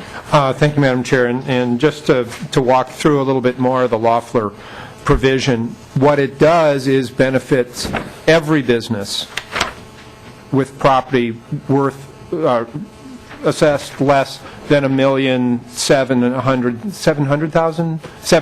$1,070,000. $70,000, excuse me. Thank you, Representative Loeffler, in value. So if you're in the metro area and your building is worth $500,000, and you're paying property taxes on $500,000 in the state CI fund, your $150,000, the value of that property, is being exempted from taxation under the Loeffler Amendment. So if you're in rural Minnesota where the property values tend to be less, a greater percentage of your property is going to be exempt from the state CI property business, not seasonal rec. Seasonal rec continues to be taxed as is current law. But particularly for greater Minnesota businesses, this is a real benefit. For small businesses across the state, it is. Metro, urban core, suburban, exurban, but I thought of this as particularly advantageous to rural Minnesota, where the property values tend, on average, to be lower. Representative Anderson. Well, thank you, Madam Chair. But what you're neglecting to discuss here is the fact that a lot of small businesses don't own the building that they actually operate their business out of. So if they're in a large complex that has maybe 10 tenants of businesses, all of those folks are going to be paying more as tenants of that building. So this is a tax increase on the small businesses that are just trying to make ends meet, maybe starting out for the first time. And I can think of, all fingers and toes, more than that, of businesses in my district that are just part of a large complex, and they have one segment of it, and now they're going to get hit because they're going to have to pay more as tenants from that building. So this is a tax increase on the small business. It's a huge impact on the economic engine of our state, and I think this is bad policy, and we have a chance here to fix this right here now. Roll call's been requested on the A16. I apologize, Representative Loeffler. Well, thank you, Madam Chair. And for those of you who weren't in the division, we talked about this as well. Because just as in our property tax system, we advantage homeowners with a better, more robust version of the homestead credit versus the PTR that's available for renters, because we do reward people who have sunk their investment into our community and plan to stay for the long term. This is the same thing. There also is economies of scale that a small business with its own little property, its own little business, his own little storefront, doesn't have with someone who has, a 10-story office building. And we had testimony provided by someone who's active in one of the small business associations who is a tenant in a larger building, and he felt it was still a good policy that should go forward, even though his particular startup business as a renter would not necessarily benefit. So I just wanted, for those of you who don't serve on the Property Tax Division, to know that we did vet that issue. Madam Chair, Representative Anderson. I can't imagine any business out there feels that it's okay for them to be penalized just because they happen to rent their space versus actually owning their building. And they're going to be the ones that are going to be hit by this. So just because they happen to not own their space, now they're going to have to pay more because somebody else down the street who owns their building gets a cut. So. Okay, further discussion? If not, we're going to call the roll on the A16. Lenczewski? No. Loeffler? No. Davids? Yes.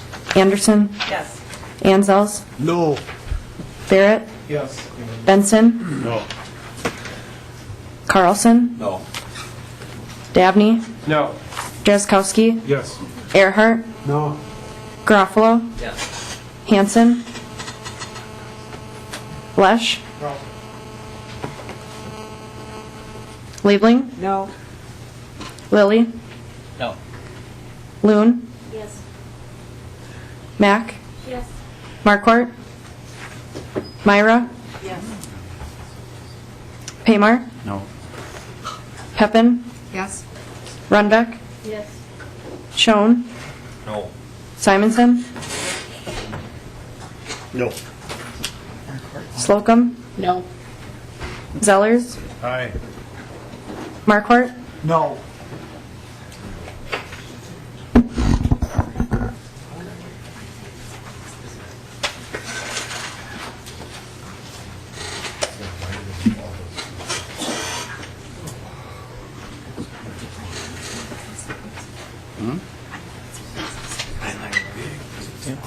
There being 11 ayes and 15 nays, the amendment, the A16 is not adopted. Representative Loon has the A8. If you're ready for that now, then Representative Loon moves the A8. Thank you, Madam Chair. If members will recall back to when we first did House File 1777 on the House floor, the original House bill that did conformity and some tax relief, I had offered an amendment that I think went by voice vote, as I recall, or unanimously, on the dependent care credit, Minnesota's dependent care credit. Unfortunately, when we received the Senate bill that we passed by concurrence, that was not one of those provisions. So what this amendment would do would skinny down the increase in the renter's credit the 1 year from 6% increase to 5%, and use that additional money to reinstate that dependent care credit for tax year 2013. Okay. It's very creative. Discussion on the A8. Representative Dabney. Thank you, Madam Chair. I'm concerned about the A8 because it's pitting folks with dependents against renters. It reduces the renter's credit, and we know the testimony even earlier today before this committee of the tightening, or the very tight market for rental property here in Minnesota, and it's getting increasingly expensive if you're a renter to be able to rent, the property taxes as well as other aspects of the rent, and I would hate to see us take that away from folks. Keep in mind that, of course, across the state, renters are more likely to be elderly and disabled, and so we're really hitting some of the more vulnerable parts of our population pretty hard here in doing this. Thank you. Representative Loon, please. Thank you, Madam Chair. Well, and just in response to some of the points that Representative Dabney raised, first of all, the renter's credit is being increased in this, and if members will remember through the tax conformity process here, Minnesota right now is not giving any dependent care credit in its state tax return. So, and the income levels for the renter's credit are much more generous than the dependent care in Minnesota. I asked Ms. Manzi earlier today when we were going through just to remind us, and in round numbers, she didn't have the exact chart, but it was something like $58,000. The dependent care credit is for much lower income. It's phased out or actually capped at, I'm going to go again in round figures, I think $38,000. And again, from memory, I wish I had my file with me, but it's 80% of this credit is utilized by single mothers with kids. We're talking about poor single mothers with children. It's about $80. So with regards to need for the money, I think certainly this is a lower income group of taxpayers, if you will, that would be receiving the credit. And I think it is a worthy trade-off. So I hope members will see it the same way. Madam Chair, I'd like a roll call on this. Okay, roll call's been requested. On the A8 members, and Representative Loon, you are right. I agree with you. But I find myself in the same situation, having to choose between a few things. But, at the end of the day, I guess I'd ask members to vote no. We've just gone through, and you worked hard in Tax Committee to get this in the first bill and on the floor. And you are right, and this is something that should be done as a part of a big negotiation with, the whole entire legislature and the governor. We did succeed in getting some good federal conformity, and this wasn't in it. You're right, the retro part. My concern would be, and why I'd ask members to vote no, is that, we finally got the folks off to the races in adjusting the software, in having the Department of Revenue is out explaining to people, if you filed, do this, if you haven't filed, do that. These are the kinds of things. And I think that sort of resets the table all of a sudden. So it kind of breaks my heart to say that, because I think you're absolutely right, but I would encourage a no vote. Further discussion on the A8. Further discussion on the A8. If not, a roll call's been requested. Lenczewski? No. Loeffler? No. Davids? Yes. Anderson? Yes. Anzels? No. Barrett?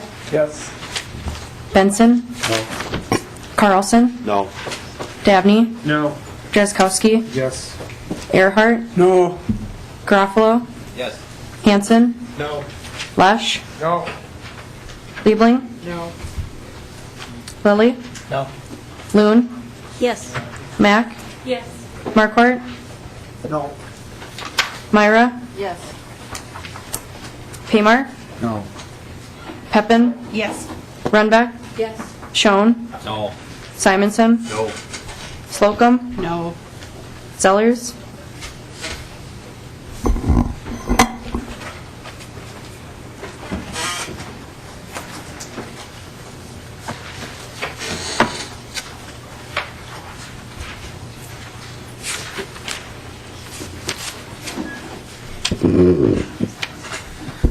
There being 10 ayes and 16 nays, the A8 is not adopted. Further amendments, all I have with me is a Simonson A5. Are you ready for that, Representative Simonson? Okay, great. So Representative Simonson moves the A5. Thank you, Madam Chair, members. And the A5 is a portion of what originally was House File 2303 that was heard in the division. And the original bill called for a reinstatement of a 0.5% tax on receipts by hotels and motels in order to help pay for bonds that would be dedicated to making some improvements in the western half of Duluth. This particular amendment changes the purpose of the revenue and rather direct it towards promotion of tourism and recreational activities. It directs the revenues directly to pay the bonds down, which should, in theory, help us pay the bonds down much quicker, and then the tax will blink off. Okay, on the A5, Representative Dabney, do you want to remind the committee, what the original proposal was and what you rejected in your work and kind of what's happening here? I think it's a a good compromise after the division first said no to half of the bill, and this is a different way to approach it. Representative Dabney. Thank you very much, Madam Chair. And actually, Representative Simonson did a good job. Initially, the proposal was to assess this tax, but to use it for promotion. Duluth has resources, has a tax dedicated to promotion, hotel and motel tax dedicated to promotion. We thought that that was enough, but I like the idea of both cities being able to do development projects, but also paying for those as quickly as possible and getting those taxes blinked off. So I appreciate Representative Simonson's work on this, and I'll be supporting it. Further discussion on the A5? If not, I'm going to call for the vote. All those in favor say aye. Aye. Opposed say nay. The A5 is adopted. Representative Davids on the A11. Thank you, Madam Chair. Is the A11 passed out, Mr. Chair? I believe it is. Okay, Representative Davids. Thank you, Madam Chair, and I'll move the A11 amendment. What this bill does is this allows a tax deduction made for a hurricane that is made in, I believe, January and February, that you can count it towards your 2013 taxes. And maybe Ms. Manzi could get the fine details here on what we're doing, or attempting to do. Madam Chair and members, we've done this before in past in the Haitian earthquake, I think it was, and there's been some other ones. And this just allows money that is still given for a short period of time here. I think it's like maybe April 15th. Or no, it's March 26th. March 26th, they could count it for 13. Thank you. Yes, Ms. Manzi, and can you mention to folks what Congress just did? Thank you. Madam Chair, members of the committee, on Tuesday of this week, the President signed into law a bill that allows charitable contributions made for relief efforts related to Typhoon Haiyan in the Philippines that are made from yesterday through April 14th to be deducted on people's tax year 2013 tax returns rather than waiting to deduct them on tax year 14. This just came to our attention this morning since it's very new. I did look at some news reports, and based on those, my guess is that what is going to happen is that there will be a fairly significant fundraising effort by these typhoon relief organizations in the next 2 weeks to get people who haven't yet filed their 2013 returns to make contributions at the last minute and claim them. That's what one of the news articles I found said. Now, if we don't conform to this, if any Minnesotans make those contributions in the next 2 weeks and claim them on their federal return, then they would have to file a separate, their state return would have to be adjusted to undo that contribution for tax year 13 and then claim it next year when they file their tax year 14 return. And I think that's a complication to it. Ms. Templin did receive a revenue estimate from the Department of Revenue on this, which she can speak to, but it does have a negligible revenue impact on the state of Minnesota. Okay, thank you. Questions, members? I think we understand this. Again, just as Representative David said, we've done this in the past for other international disasters so that folks get a charitable deduction credit for giving. If not, I'm going to call for the vote. All those in favor say aye. Aye. Opposed say nay. The A11 is adopted. Further amendments? I don't have any. So if anybody's got one, please jump in. Third reading. Third reading. Further amendments? Nope. No other amendments. Last call. No other amendments. Okay. If not, I'm going to call for the vote on the bill. And am I missing something? As amended. I'm going to renew the motion. We have this new how you're supposed to refer things. House File 3167 be re-referred as amended to Ways and Means. Further discussion. All those in favor say aye. Aye. Opposed say nay. The bill has passed and is sent to Ways and Means. We're adjourned, members. Thank you.